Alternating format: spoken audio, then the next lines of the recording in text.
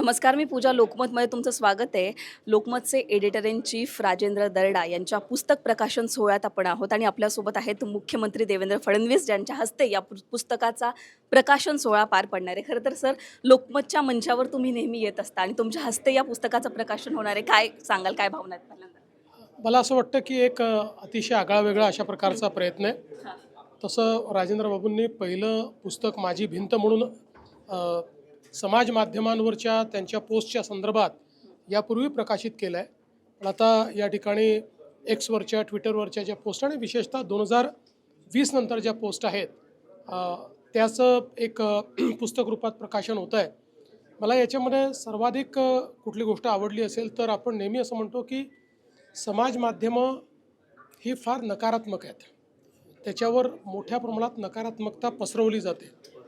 पण मी जवळपास हे पुस्तक पूर्ण बघितलं, मला एकही नकारात्मक पोस्ट त्यात दिसली नाही.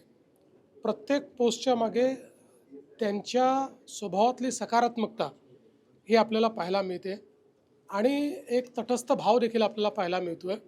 आणि म्हणूनच मला असं वाटतं की ही केवळ टाईमलाईन नाही आहे, तर एक प्रकारे मला असं वाटतं की पारदर्शीपणे त्यांच्या जीवनाचं प्रतिबिंब आपल्याला या पुस्तकात पाहायला मिळतं आहे. सर, तुम्ही पुस्तकप्रेमी आहात का? आणि तुमचं आवडीचं पुस्तक जे तुम्ही सजेस्ट कराल?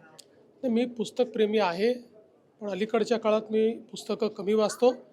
पण मला असं वाटतं की मी वाचलेल्या पुस्तकांमध्ये मला ज्याचा मी नेहमी उल्लेख करतो, आवडलेलं पुस्तक हे पानिपत आहे. पण सर, आता एक सोशल मीडियाचा जमाना आहे आणि तुम्ही इथे आहात म्हणून हा तुम्हाला प्रश्न, की देशभरात सध्या एका आंदोलनाची चर्चा आहे, ती म्हणजेच कॉक्रोच जनता पार्टीचं आंदोलन, जे की आज दिल्लीमध्ये झालं. त्याबद्दल काय सांगाल? मला असं वाटतं की तरुणाईला अभिव्यक्त होण्याचा पूर्ण अधिकार आहे, परंतु अभिव्यक्तीचं स्वातंत्र्य हे स्वैराचाराकडे जाऊ नये.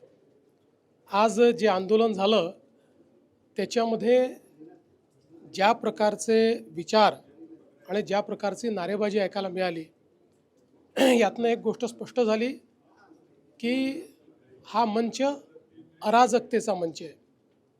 बाबासाहेबांचं संविधान हातात घ्यायचं आणि संविधानाच्या बिलकुल विरोधात वागायचं. संविधानाने तयार केलेल्या व्यवस्थांवर प्रश्नचिन्ह उभं करायचं, त्या व्यवस्था मी मानणार नाही म्हणून सांगायचं.